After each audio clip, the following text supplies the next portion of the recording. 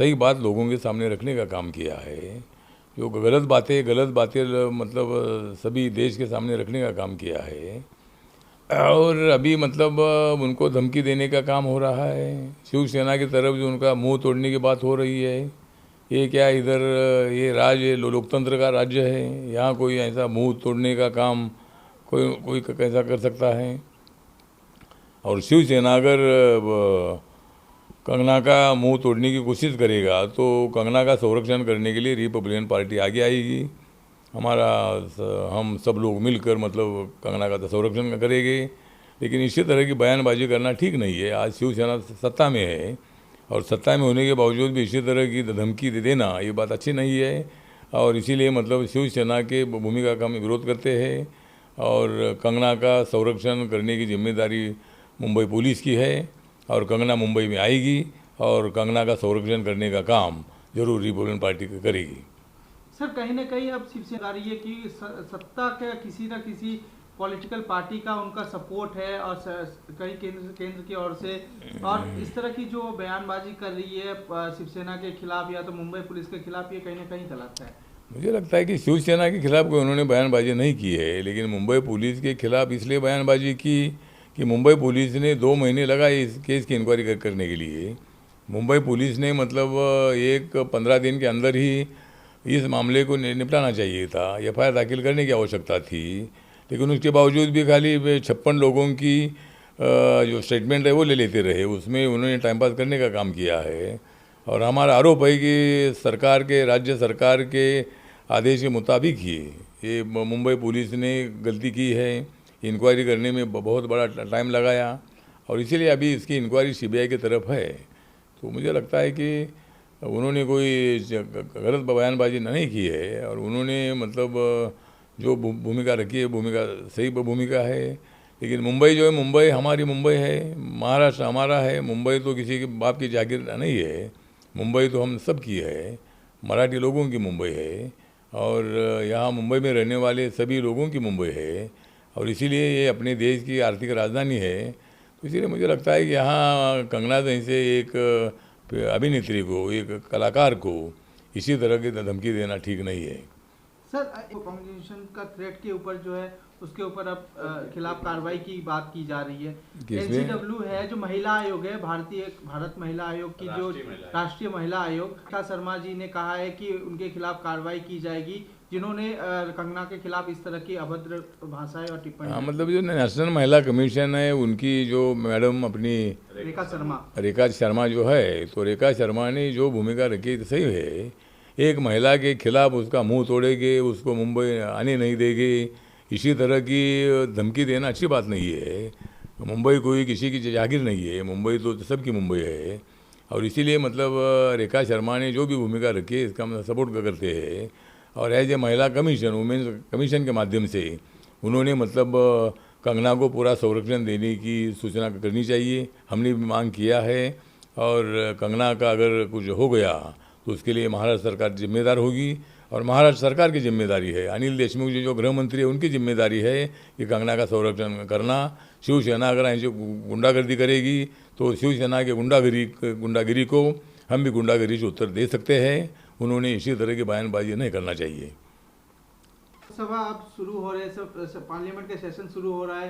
Question our प्रश्नकाल को लेके सवाल थे कुछ कि ये पहले जो नियम बनाए गए थे कि प्रश्नकाल नहीं होगा, लेकिन अब उसमें फिर से अब जो नए नियम आए हैं उसमें आप लिखित तौर पे जो प्रश्न है उसको आप जमा कर सकते हैं और उत्तर भी उसका लिखित तौर पे ही मिलेगा। इसका मतलब जो स्टार्ट क्वेश्चन है वो नहीं है, अनस्टार्ट क्वेश्चन आप भेज सकते हैं। किस तरह से देखते हैं? हाँ, तो मतलब जिस तरह अभी टाइम कम है और अभी 4 घंटे ही लोकसभा चलेगी, 4 घंटे राज्यसभा से चलेगी, तो इसके लिए मतलब अभी एक 18 दिन में सरकार को पूरा करना है। जो बिल पास करने की आवश्यकता है उसके लिए टाइम की आवश्यकता है और ये भी टाइम बहुत कम टाइम है।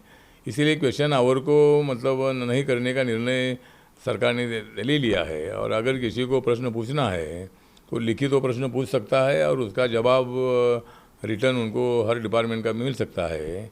तो इसी तरह का तय सरकार ने किया है। तो उसको जो एमपी क्वेश्चन पूछना चाहते हैं वो पूछ सकते हैं, लेकिन क्वेश्चन आवर नहीं होना चाहिए, ये भी मेरा मत है। क्वेश्चन आवर अगर हो जाएगा तो दूसरे का काम के लिए कोई टाइम मिलेगा नहीं। इसीलिए सरकार ने जो निर्णय लिया है ये निर्णय सही निर्णय है। चुनाव कुछ ही महीने में होना है और जो सीट शेयरिंग के मामले हैं वो भी जल्द से जल्द क्लियर हो जाएंगे। जो सत्ताधारी जो उनके गठबंधन के पार्टी हैं उनके साथ सीट शेयरिंग को लेके भी जो भी चीज़ें हैं वो जल्द से जल्द क्लियर हो जाएगी। क्या कहेंगे? नहीं क्या वो दूसरा क्या समझ में आया? आर.के. सिंह।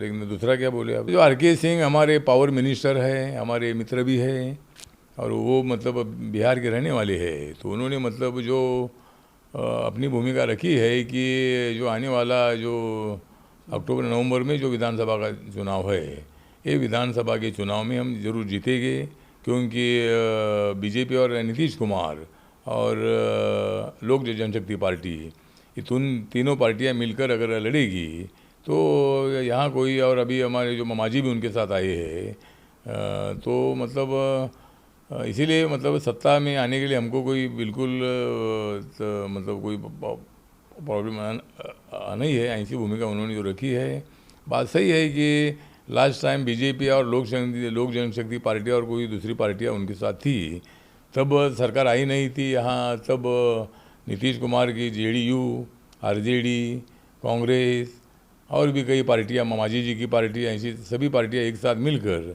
वो लोग सत्ता में आए थे। लेकिन बाद में नीतीश कुमार ने मतलब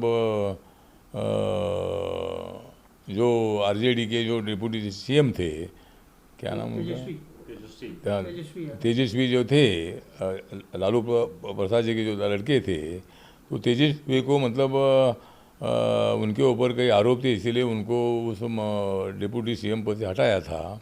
उसके बाद नीतीश कुमार और बीजेपी एक साथ आए, तो अभी बीजेपी की और नीतीश कुमार की ताकत बहुत बड़ी है और वहाँ रिपब्लिकन पार्टी भी वहाँ एनडीए को तो सपोर्ट करेगी।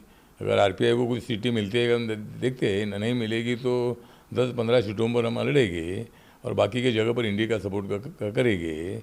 तो इसीलिए पूरा दलित वोट जो है, दलित वोट पूरा हमारे अलायंस को मिलेगा और सत्ता में बीजेपी और नीतीश कुमार की जेडीयू और सभी एनडीए सत्ता में आएगी। हाँ, तो मुझे लगता है कि चाइना जानबूझकर भारत के साथ छेड़छाड़ करने का काम कर रहा है।